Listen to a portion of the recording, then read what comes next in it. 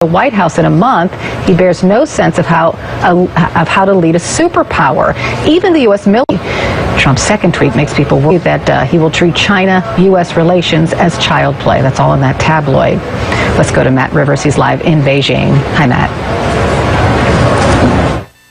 Like the term. The USNS Bowditch, an unarmed military research ship, was about 50 miles off the Filipino coast Thursday, where the Navy says it was conducting research using 2 underwater drones called ocean gliders.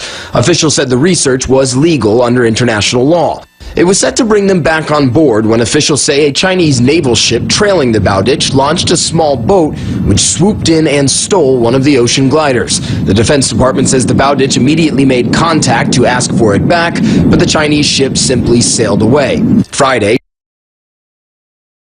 Pentagon officials asked again. Spokesman Captain Jeff Davis told reporters Ministry responded late Saturday, saying that its ship initially didn't know what the drone was and seized it for navigational safety reasons. They went on to say, quote, upon confirming that the device was a U.S. underwater drone, the Chinese side decided to transfer it to the U.S. side in an appropriate manner. China and the United States have been communicating about this process. It is inappropriate and unhelpful for a resolution that the U.S. has unilaterally hyped the issue. We express our regret. Time of heightened U.S.-Chinese military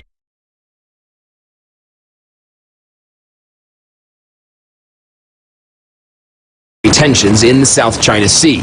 China has built and militarized artificial island, and President-elect Trump has made Beijing angry twice in the last 2 weeks, first taking a call from Taiwan's president and then questioning the legitimacy of the One China policy, a decades-old diplomatic staple of U.S.-China relations.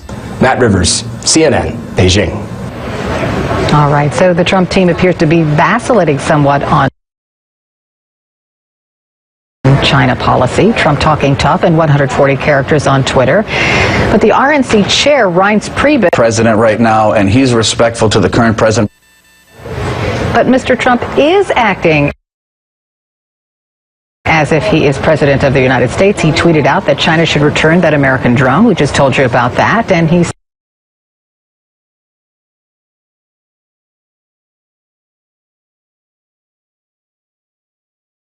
saved those jobs for Carrier in Indiana.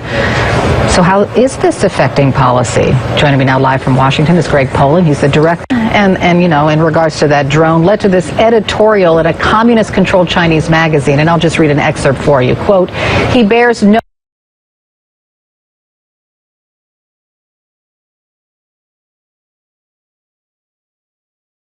sense of how to lead a superpower. And the magazine goes on to say Trump appears to be emotionally upset. What do you make of that?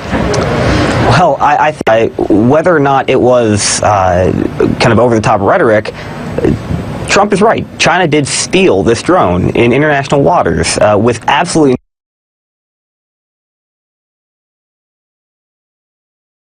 no rationale behind it. And what we're seeing now is Beijing scrambling to find some way to explain this away.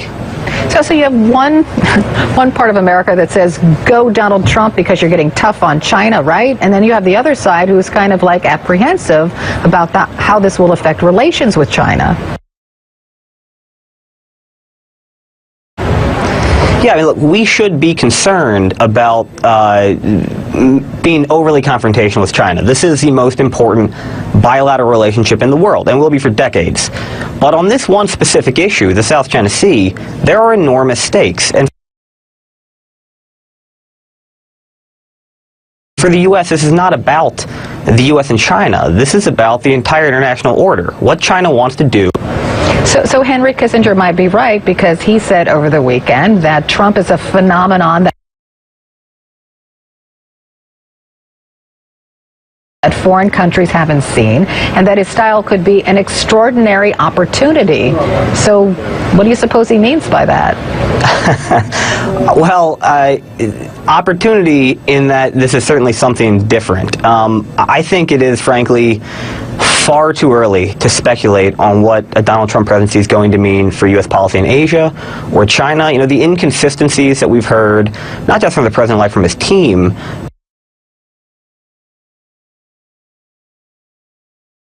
and their own, internally, the differing perspectives that many members that have been appointed to the cabinet or are going to be appointed to the cabinet have. I guess I'm still struggling to understand extraordinary opportunity.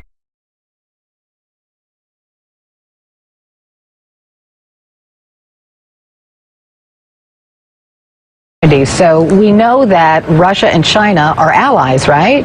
And we know that Donald Trump wants to improve relations with Russia, but he said nothing like that. More strident approach toward China.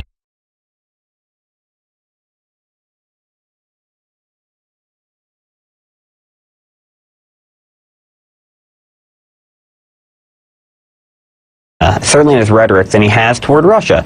Part of that might be a reflection of his domestic priorities, vis-a-vis trade, the perception that China's somehow unfair to the U.S., economically in a way that Russia is not, at least in his mind, to me, and I think to most people. All right, I have to leave it there. Greg Polling, thanks so much for being with me this morning. Still to come in the newsroom, Trump's team has a message for intelligence agencies. If you got proof of a Russian hacking, stop the leaks and make it public. That story's next. Choose to go, to indulge your curiosity. Explore a new road to see where it takes you. Meet the leaders who change the game. No matter where you are, no matter what the currency, when you run the numbers, they may surprise you, but stay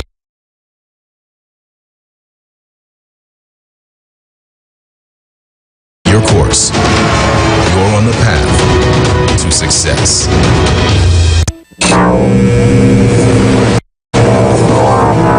What's it like off lust? Against the odds?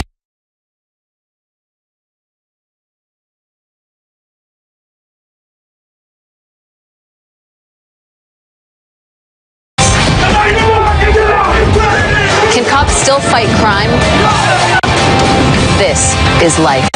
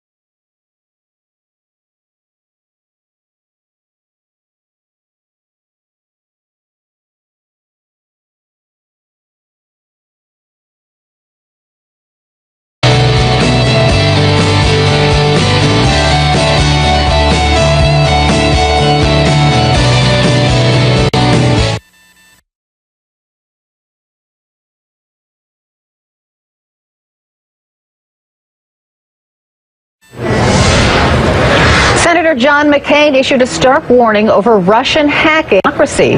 This is what he told Jake Tapper on State of the Union. The question now is how much and what damage and what should the United States of America do. And so far, we've been totally paralyzed. This is serious business. If they're able to harm the electoral process, then they destroy democracy, which is based on free and fair elections. In the meantime, Russia continues to deny that it messed with American elections. Donald Trump and his team continue to deny intelligence reports indicating that Russia did in fact meddle. Trump's chief of staff telling Fox News that they'll believe it when the CIA and the FBI come forward with public reports. I think he would accept the conclusion if these intelligence professionals would get together, put out a report, show the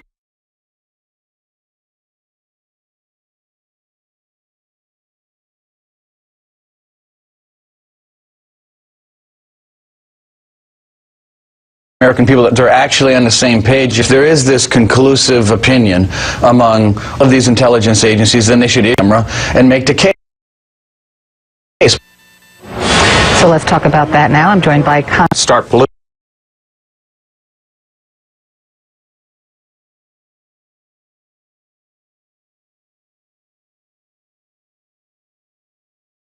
politicizing our intelligence community. You know, this is something very, very serious. And I agree with Senator McCain that this is something very serious. And I also come together and are sure of what intelligence they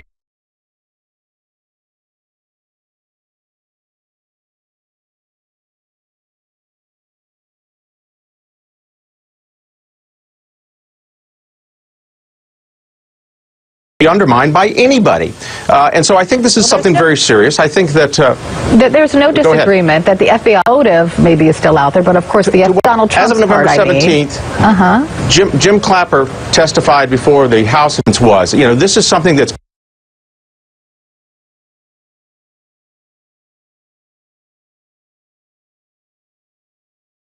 being investigated. I think it should be investigated. But I think we can't lose sight of the fact that out of 3,141... Senator John McCain well, I'm not concerned either. Because there is evidence that Russia meddled in the American